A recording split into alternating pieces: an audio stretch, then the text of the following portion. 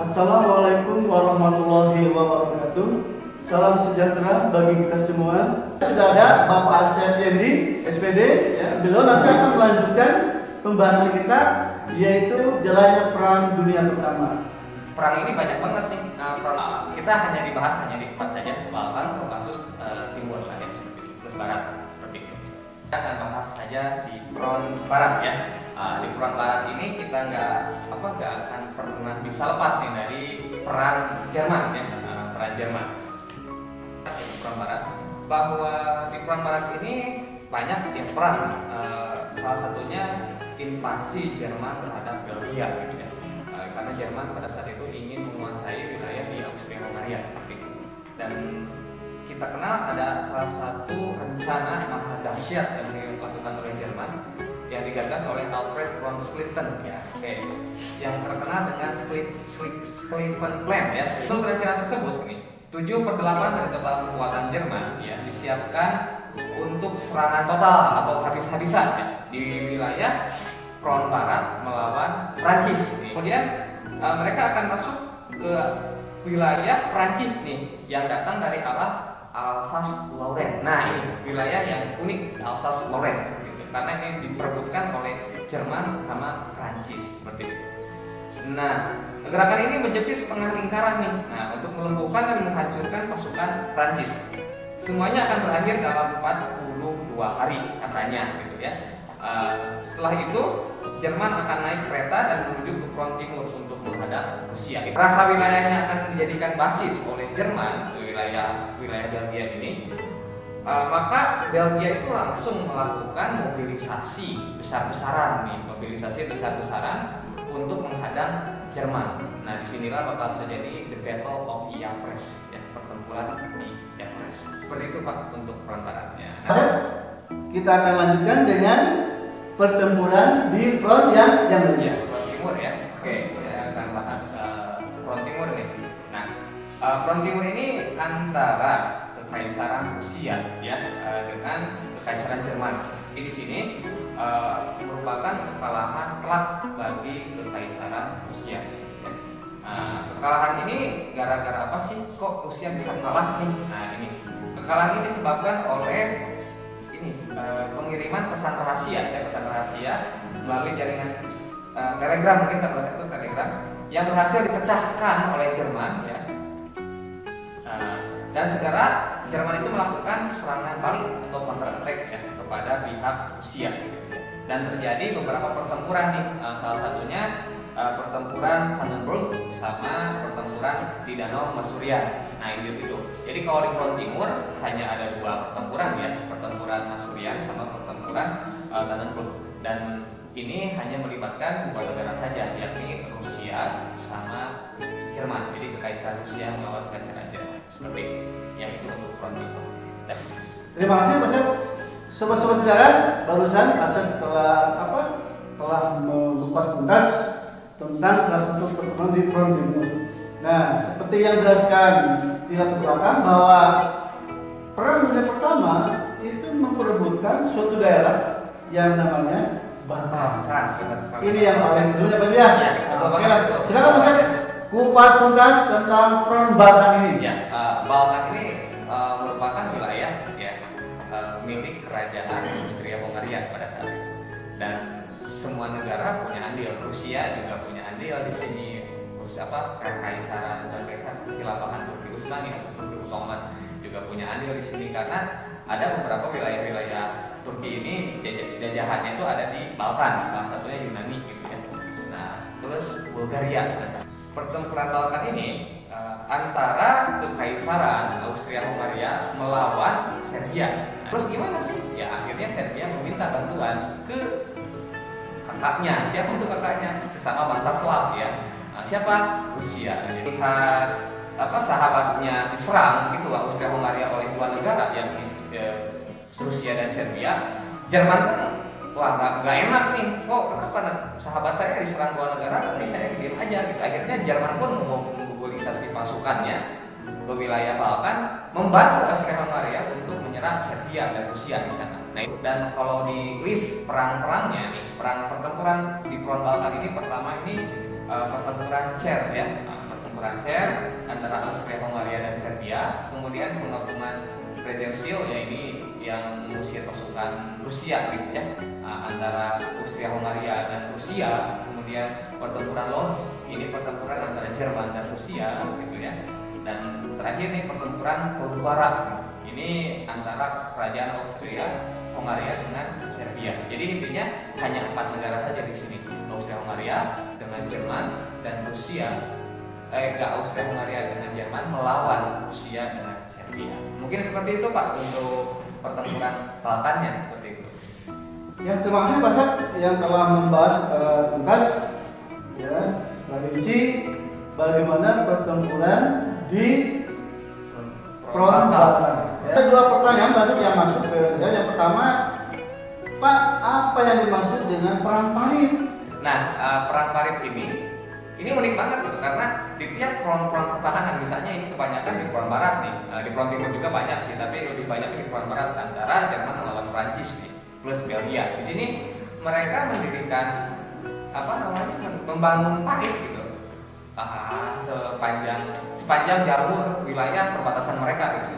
Kalau nggak salah dalam buku yang saya baca ini dalamnya itu cuma 2 meter gitu ya, lebarnya 1,5 meter gitu. Jadi berfungsi untuk parit ini berfungsi sebagai pertahanan ya, pertahanan pertama ya, untuk menjaga wilayah negara itu. Misalnya Jerman membentuk perang parit gitu, kemudian Prancis membentuk perang parit di Alsace-Lorraine contohnya, atau di pertempuran Ypres, itu sama-sama membentuk parit gitu. Nah itu saling serang satu sama lain gitu.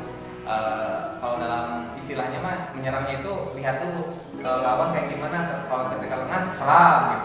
Begitupun sebaliknya gitu. Apabila sudah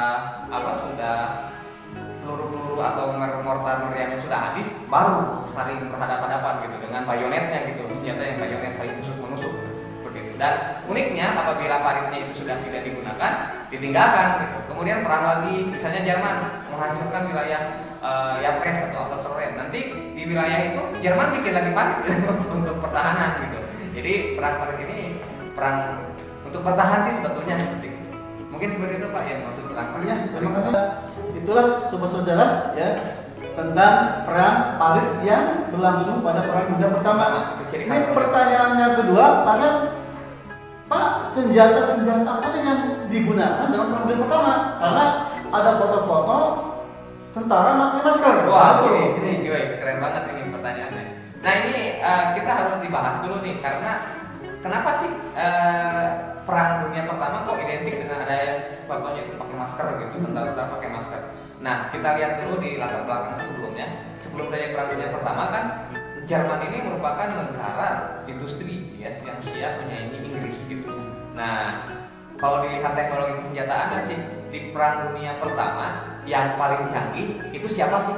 Nah saya dengan tegas pasti jawab Jerman. Ya. Kenapa sih pakai masker? Nah ini yang mungkin kalau dikatakan ini kejahatan perang, ya kejahatan perang. Jerman menggunakan senjata biologi di sini, senjata gas beracun ya, gas beracun. Jadi untuk mematikan pasukan-pasukannya. Prancis ini paling banyak yang kena korban gas beracun ini.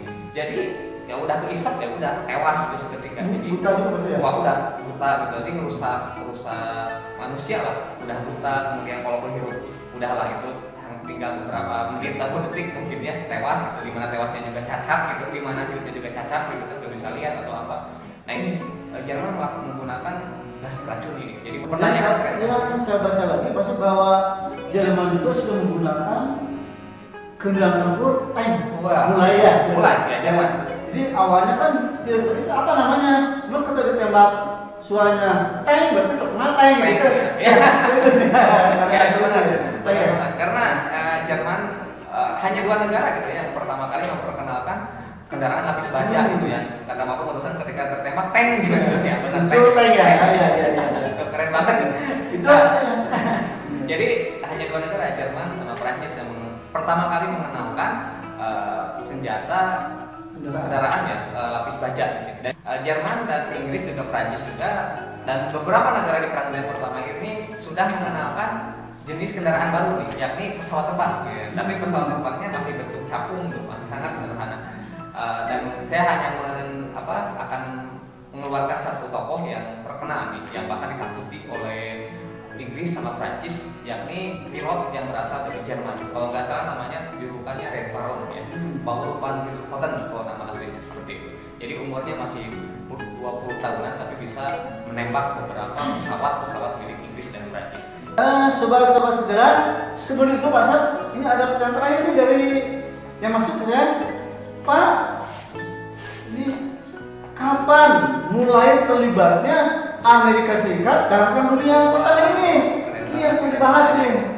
Ya, padahal kan dulu Amerika Serikat terkenal dengan Monroe Doctrine Iya. ya, doktrin Monroe. Jadi urusan Amerika ya untuk Amerika gitu. Amerika ya. Amerika untuk Amerika. Jadi Amerika nggak mau ikut-ikutan terlibat di Perang Dunia ini. Ketika Jerman melakukan kebijakan kapal selam tak terbatas, perang kapal selam tak terbatas. Nah, pada saat itu melintasnya kapal dagang. Ini milik Amerika Serikat. Kapalnya apa namanya? Kapal Lusitania.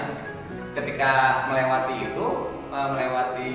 kalau nggak salah dari perairan Eropa Utara lah di wilayah itu ditorpedo oleh kapal selam milik Jerman. Disinilah Amerika Serikat mulai terlibat menyatakan perang melawan Jerman dan langsung Amerika Serikat menyatakan diri tergabung dalam Triple Entente ya. Berarti Jerman sudah memiliki kapal selam berarti. Wah, tapi jelas kalau teknologi kapal selam yang canggih siapa? Jerman. Pantesan masa pada peribahasa mengatakan bahwa bahasa Jerman bahasa teknologi. Iya, setuju banget ya. Bahkan Pak Habibie juga sekolahnya. Oh iya. Terus ada juga nih pesanan nih dari salah satu teman juga, terus ada siswa juga yang bertanya gini, apa sih kenapa ujung-ujung gitu kasarnya Turki Utsmani ikut-ikutan nih dalam Perang Dunia Pertama ini? Nah, dikarenakan beberapa wilayah jajahan Turki itu sudah terpengaruhi oleh Rusia dan Serbia. Salah satunya adalah Yunani yang melakukan revolusi besar-besaran untuk lepas dari Turki Utsmani. Dan pertempuran yang terkenal di Perang Dunia Pertama ini adalah pertempuran Gallipoli, ya, the Battle of Gallipoli. Nah, ini pertempuran antara Turki melawan beberapa wilayah yang menyatakan keluar dari wilayah Turki. Salah satunya Yunani, Bulgaria, dan Serbia di sini.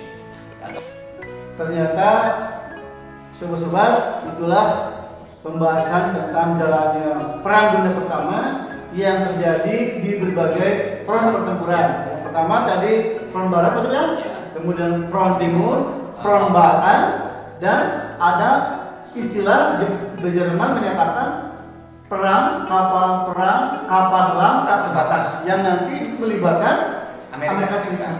Amerika Serikat menjadi ikut perang adil dan ikut memainkan dalam teater Perang Dunia Pertama ini. Seperti itu. Baiklah sobat-sobat sejarah, kita akhiri dulu Mas ya. Nanti kita akan lanjutkan di season ketiga, yaitu bagaimana akhir dampak dari Perang Dunia Pertama ini. Kita akan lanjutkan di season berikutnya. Terima kasih sobat-sobat sejarah yang telah dengan setia menonton channel ini sampai tuntas ya. Terima kasih. Wassalamualaikum warahmatullahi wabarakatuh.